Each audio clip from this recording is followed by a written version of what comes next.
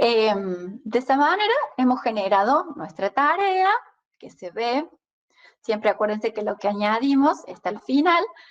Acá está trabajo final del curso, se llama nuestra tarea, y como yo dejé que se viera la descripción, me pone esta descripción acá. Si yo hubiera marcado de que no, directamente me aparece solamente el icono con el título de la tarea, y para ingresar lo hago a través de este medio. Fíjense que lo que estamos viendo acá es cómo lo ve un docente. Lo que vería un alumno al ingresar de esta misma manera sería, si yo le subo un archivo, vería el archivo que tiene para descargar y el espacio para subir su nuevo archivo y vería la misma descripción que estamos viendo nosotros acá. En este caso lo que vemos es, como docentes, cuántos participantes hay en el curso, cuántas tareas hay enviadas, y cuántas tendría pendientes por calificar, y cuánto tiempo restante hay de tiempo para que entreguen eso. Para que podamos ver cómo calificar, como acá no tenemos ninguna entrega, vamos a usar una tarea ya hecha y ya respondida en otro curso, ¿sí? Si alguien tiene una duda o se pierde en algo, me puede preguntar, me puede interrumpir y avisarme. Acá, por ejemplo, vemos un listado que es un poco largo porque en este curso estaban con restricciones, como pueden ver, para las diferentes comisiones. Si bien uno como docente en una misma tarea puede filtrar los resultados y seleccionar solo los de su comisión, en este caso, como a los docentes les costaba un poquito orientarse, fue más fácil organizarlo de esta manera. Entonces, los alumnos de la comisión 15, por ejemplo, hacían su entrega en esta tarea. Y acá podemos ver que hay 28 participantes, de los cuales 17 enviaron su tarea, y bueno, no hay ninguno pendiente por calificar porque acá ya el docente hizo su tarea. Pero vamos a ver, si entramos a ver y calificar las entregas, vamos a ver cómo vemos.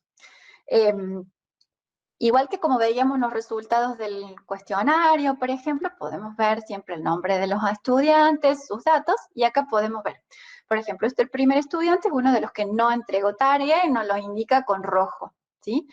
Esta chica sí lo entregó y por cómo está marcado, hizo su entrega a tiempo. Acá este otro estudiante, por ejemplo, lo envió, pero un día y 17 horas después de la fecha en que se suponía que debía entregarlo. Y así podemos ir avanzando y ver cómo trabajaron los estudiantes. Si nosotros nos movemos hacia la derecha, por ejemplo, nos posicionamos acá y nos vamos moviendo, podemos ver. Este chico había enviado un mensaje para avisar que había hecho la entrega. Acá podemos ver el archivo que él subió, en este caso él subió un PDF, y acá está la respuesta que yo le di y el archivo que yo subí con sus correcciones. Vamos a ver cómo hice esa calificación y cómo se ve con esta tarea está hecha con la misma configuración que yo les mostré recién que hacíamos la otra. Entonces, yo lo que hago generalmente cuando ya recibí todas las tareas, primero me descargo todos los archivos que me fueron mandando los estudiantes, los corrijo y cuando ya las tengo listas me pongo a calificar todas juntas porque es más práctico. Entonces, para calificar, ingreso a calificación y acá veo el archivo que me entregó el alumno. Si me había hecho algún comentario, yo se lo puedo responder. Acá en este caso, yo ya lo califiqué, era una escala cualitativa de aprobado, rehacer o no aprobado, ya tiene puesto el aprobado. Acá este espacio me da todas las funciones para que yo pueda darle una devolución. A mí me gusta darles devoluciones individuales a los estudiantes, donde le pongo, por ejemplo, en este caso, tu trabajo está bien, igualmente adjunto el archivo con algunas correcciones, puedes cotejar tus respuestas con las respuestas correctas que le subimos, etc. En este espacio donde uno puede subir un archivo de retroalimentación, entonces yo subí el PDF que él me había enviado con comentarios sobre ese trabajo, y cuando ya tengo todo listo, pongo guardar cambios o guardar y mostrar el siguiente, entonces ya me pasa al siguiente estudiante para que directamente corrija y no tenga que ir y venir. Entonces la corrección se hace fluida cuando uno ya tiene todos los trabajos corregidos, lo puede hacer en un ratito, puede calificar todos los trabajos. Si yo tengo acá cliqueado notificar a los estudiantes, en el momento en que yo pongo guardar o guardar y mostrar siguiente, al estudiante le va a llegar una notificación a su email de que su tarea ya fue calificada.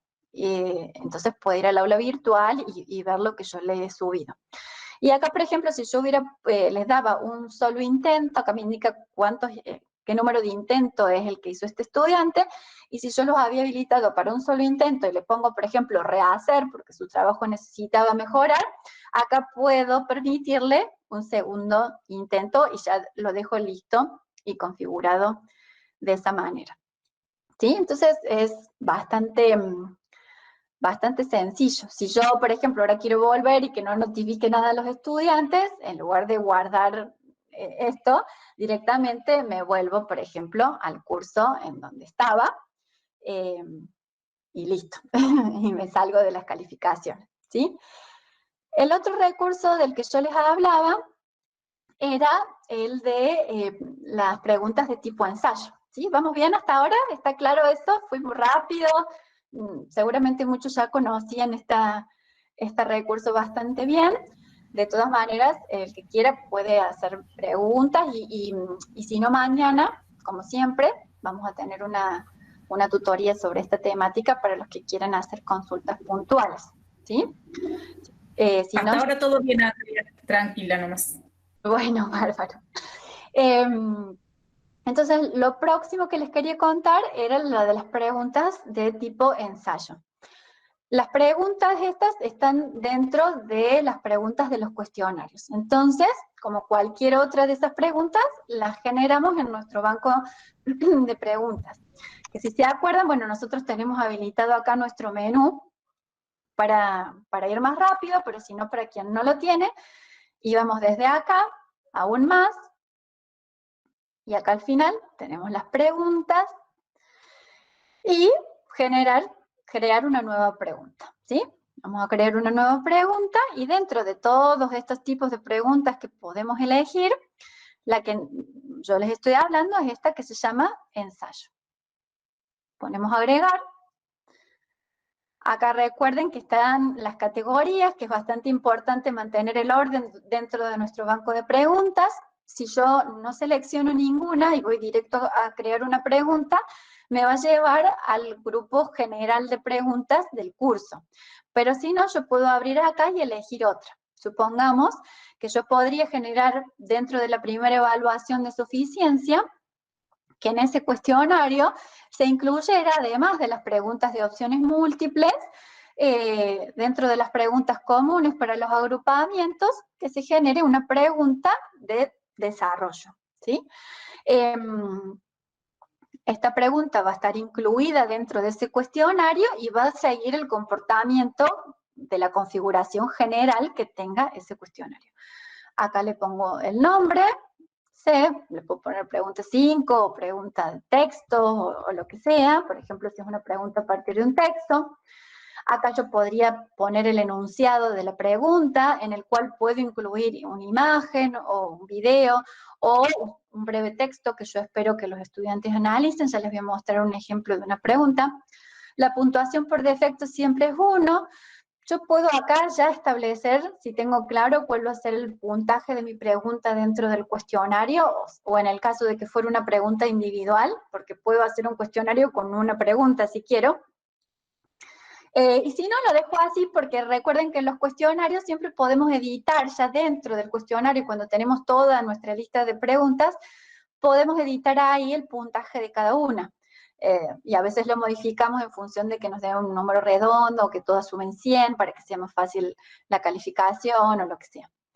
En retroalimentación general escribiríamos algo en el caso de que queremos que les aparezca a nuestros estudiantes automáticamente alguna retroalimentación. No lo usamos tanto. Acá nos pregunta si requerimos que nuestro estudiante introduzca un texto, lo dejamos así.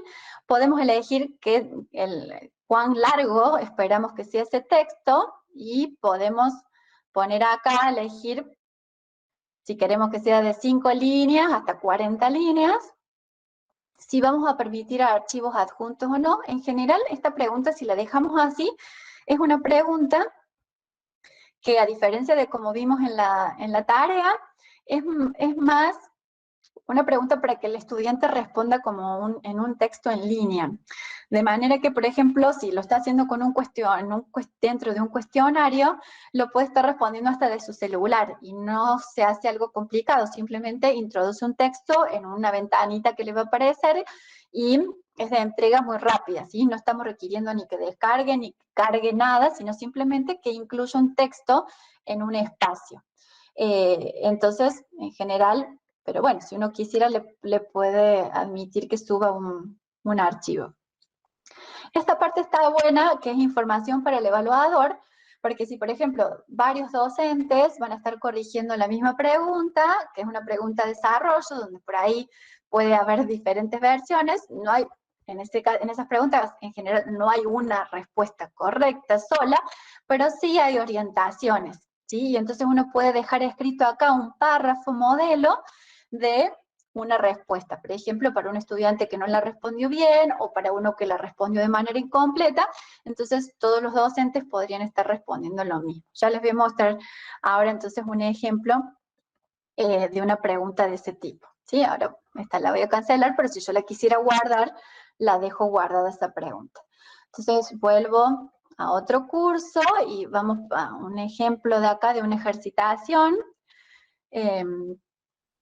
donde esperábamos que se hiciera un análisis de un texto, ¿sí? Entonces, nosotros ingresamos a esta pregunta y primero les voy a mostrar con la vista previa cómo se vería esta pregunta, cómo la ve el estudiante, ¿sí? Cuando la va a rendir.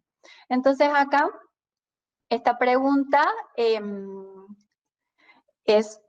tenía un breve texto para que analizaran y luego una pregunta con respecto a ese texto. Acá el estudiante tiene el espacio para escribir y luego pasar a la siguiente página y avanzar. Era un texto con 4 preguntas sobre este texto. Acá yo puedo ver que esta pregunta tenía un puntaje de 25 y en este momento está sin responder, ¿sí? Pero ahora les voy a mostrar cómo la vemos al momento de corregir. Fíjense que acá vemos que hay 309 respuestas. Como era un solo intento, sabemos que estas 309 respuestas corresponden a 309 estudiantes. Si nosotros ingresamos acá, vemos todos los resultados. Pero, en este caso, esta pregunta, como dijimos, no es de corrección automática, ¿sí? A diferencia de las preguntas de opciones múltiples o de verdadero o falso, que el cuestionario directamente la da por bien o por mal y establece el puntaje, acá requiere de una calificación manual. Y les voy a mostrar una forma que es fácil, cuando uno quiere, corregirlas a todas las preguntas de corrección manual. Si fuera un cuestionario donde están mezclados distintos tipos de preguntas, nos vamos aquí, entramos en el engranaje que está en este espacio de la pregunta, y vamos a calificación manual, y nos va a mostrar solo aquí en esta lista las preguntas dentro de ese cuestionario que requieren de una calificación manual. Entonces, nosotros podemos entrar a calificarlas. En este caso, yo ya filtré de los 309, yo podría poner acá que me muestre todos los participantes, por ejemplo, y veo que de los 309 hay 200, para la pregunta 1, 218 ya están calificados y quedan 60 por calificar, ¿sí? Entonces, si yo quiero calificar estas 60 preguntas, voy ahí.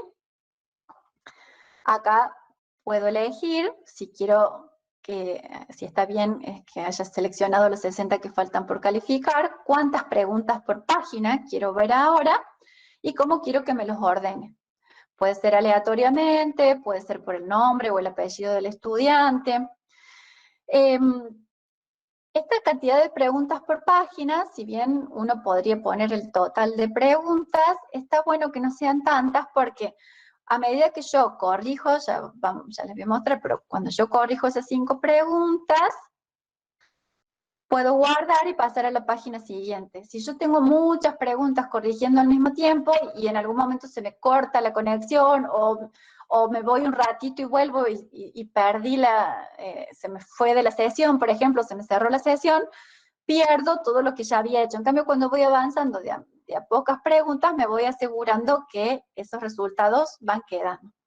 Entonces, la forma en que yo veo, esta es la pregunta 1 para todos los estudiantes, es siempre la misma pregunta. Entonces, esta alumna, esto es como el texto que estaba con su pregunta, esta es su respuesta, y acá es lo que yo les mostraba que era la información para la persona que corrige. Entonces, yo leo la pregunta, si veo que está bien, mi comentario puede ser simplemente, está muy bien, la respuesta es correcta, o si estuviera incompleta o no está bien, puedo copiar este texto directamente y pegarlo acá y ponerle tu respuesta es incompleta, esta sería una respuesta más correcta, e incluirla de esa manera. Y acá, según cómo fue la respuesta del alumno, puedo establecer si esta pregunta valía 25 puntos, ¿cuánto de esos 25 puntos le voy a poner? Si la respuesta estaba bien, le pondré los 25, y si no, puedo ponerle 10, 20, según lo que yo considere, ¿sí? Y una vez que corregí estas 5, avanzo hasta las 5 siguientes.